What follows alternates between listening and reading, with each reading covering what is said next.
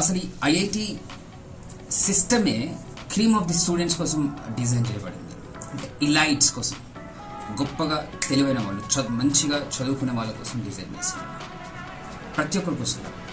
ఆ మాటకు వస్తే మంచిగా చదువుకున్నటోడిని ఏ కాలేజీలో వేసినా మంచిగా చదువుతాడు కదా.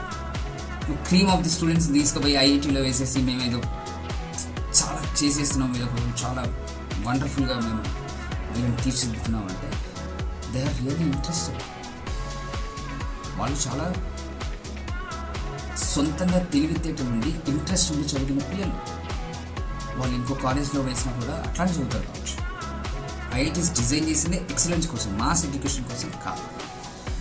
బెస్ట్ ఫండింగ్ దొరుకుతుంది, బెస్ట్ ఫ్యాకల్టీ దొరుకుతుంది ఐఐటీస్లో, అండ్ బెస్ట్ స్టూడెంట్స్ కూడా ఉంటారు.